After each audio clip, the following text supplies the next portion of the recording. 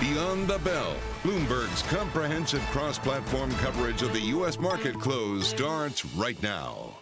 About 2 minutes away from the end of the trading day, Romaine Bostick, Caroline Hyde, Taylor Riggs, counting you down to the closing bell, and here to help take us beyond the bell. Our global simulcast starting right now. Carol Massar and Tim Stenovec stepping into the ring, bringing together our Bloomberg Television and radio and YouTube audiences worldwide. The crucial moments of the day. We parse it here, Carol and Tim. Quite a day. Quite a day indeed. I mean, here we are at records again, and I find it fascinating that we've gotten stocks moving up. We've got bonds moving up in terms of price, yield backing off. I mean, we just got off a conversation looking at the fixed income market specifically, and it's like the recovery is happening like everyone expected.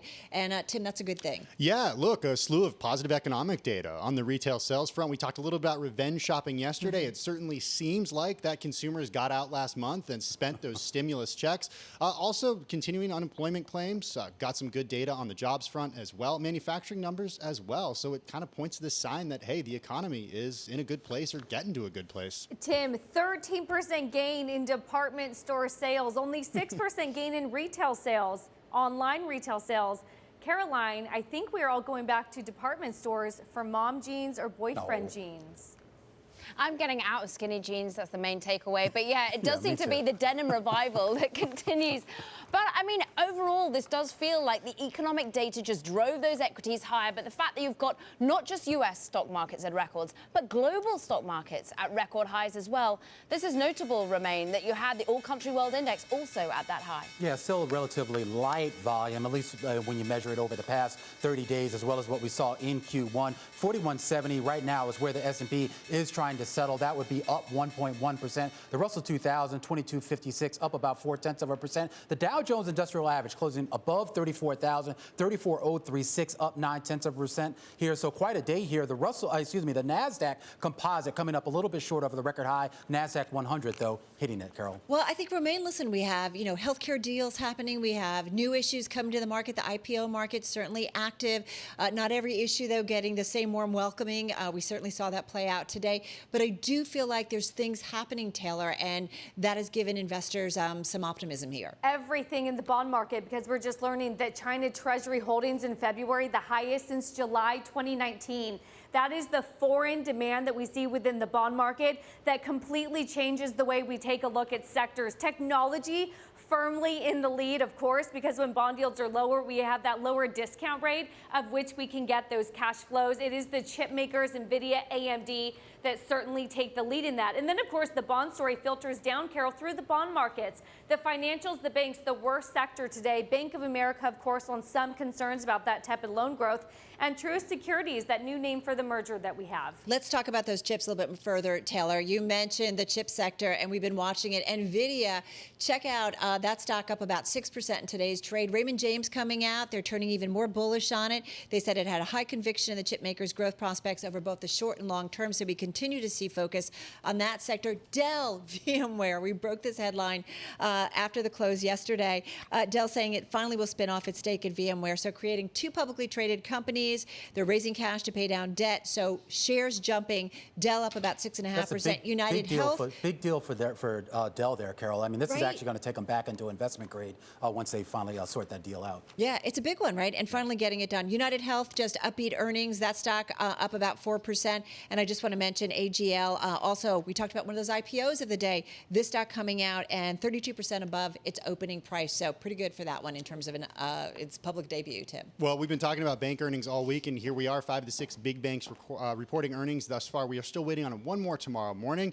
Bank of America declining 3% on the day today. Trading and investment banking action not enough to satisfy investors. Truist Financial Corporation, financial services firm, down more than 4% today. Reported earnings, EPS beating average estimates, and saw merger and related restructuring charges of $141 million. We also heard from Delta Airlines, that company posting earnings today. Posted a bigger than expected loss, but really it's the outlook that concerned the streets. The airline warned of added costs as it readies idled aircraft for service. Also, got to get those pilots back and get them retrained to fly. Yeah. That is going to cost some money. Delta lower by 2.9%.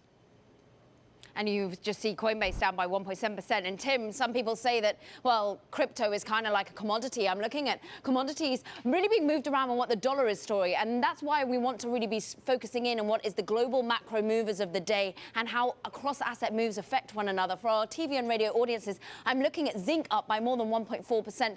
This is we have the moon music, the economy looking better. People want to buy into metals. We're also seeing, though, maybe a bit of bid for the oil market as well. Gas up 1.8%. But this speaks to what's happening in the FX markets because it was a story of dollar weakness. The Bloomberg Dollar Spot Index was down on the day. That's why you see, well, actually the commodity-related FX pairs doing very well. New Zealand dollar up 0.5%. We're seeing the Japanese yen up for a fourth straight day. Longest winning streak that we've seen back to February 22nd. Similar moves in the Great British Pound. And lastly, I look at sovereign bonds. This was a risk-on rally worldwide. Europe at a record high. And we saw the stock market of the world at a record high, the all-country world index, where we also see money moving into bonds worldwide as well, Taylor. Yes, we do. Finally, a day where I can shine, and instead of just saying unch, I can say movement. You guys, we are down 4, 5, 8 basis points all across the curve. A few theories floating out there. One, of course, is there a short squeeze in GameStop and Treasuries? Well, maybe. That is according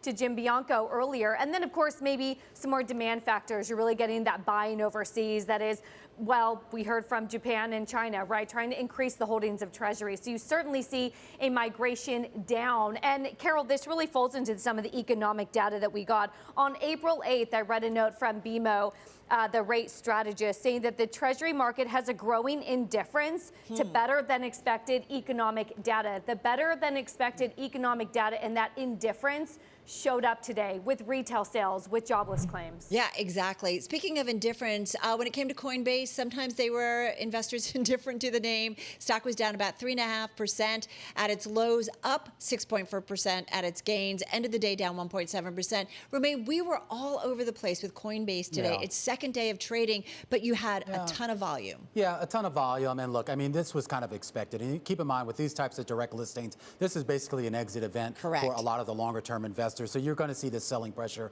definitely here in the first few days, maybe even the first few weeks.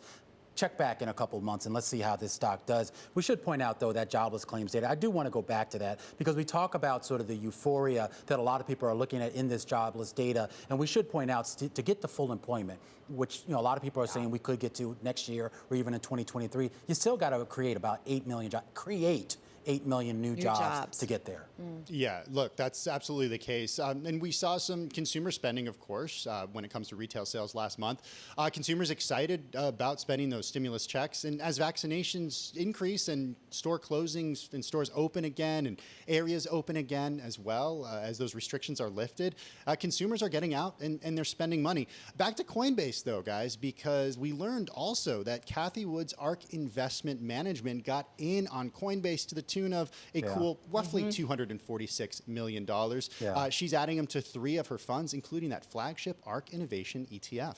Yeah. Which is almost what you have to go and look at now, Romaine. At the close of the market, people now go and tune into what ARK Invest has just been buying. I mean, full disclosure, my husband's a senior manager over at Coinbase, so I won't pass too much on it. But I will talk about how much she's become almost like what dictates the movement for the next day of trade. Her powerful stock picking means everyone front runs her to a certain extent, Romaine. Tim and I said we want to start a segment that what would Cathie Wood do? Because it's like, it's interesting on some of these names, right, Romaine? Like you just, this is her world. Yeah, this is her world, and it's good that she's very transparent about not only what she holds, but also the strategy. You can also see the strategies here. Real quickly, guys, I mean, we got to talk about what's going on in the chip sector. We had those Taiwan semiconductor earnings out of Taiwan, out of Asia, but that had a real effect here on the chip stocks here in the U.S. A lot of those supplies shortages going to persist, and that might actually benefit names like AMD, NVIDIA, and the like. Telling the automakers, of course, it could last through next quarter. So certainly one that we're watching. I just have to say, Carol, Tim is totally Gen Z or millennial or whatever. Romaine and I kept wanting to go back to economic data. He goes, no, we're only doing Coinbase today. Yeah, not quite Gen Z, definitely millennial, okay? But I do love talking coin. But listen, we got to keep watching the chip sector because it gives you an indication of what's going on. You want to watch Taiwan Semiconductor. They are the behemoth in this sector. So when they have things to say, guys, this is important. Yeah, absolutely. And look, it is important. Yeah. Go ahead, Caroline. Oh, sorry. I'll take it. No, it is important because I think also we've got like some great interviews coming up ahead. We heard from the Daimler CEO, of course. This is so impactful, not just only for what well, helps with the chip stocks in terms of their pricing, but also where on earth the auto sector goes. And it's a struggle for them. All right, that's going to do it for our cross-platform coverage on radio, TV, and YouTube. We'll see you tomorrow.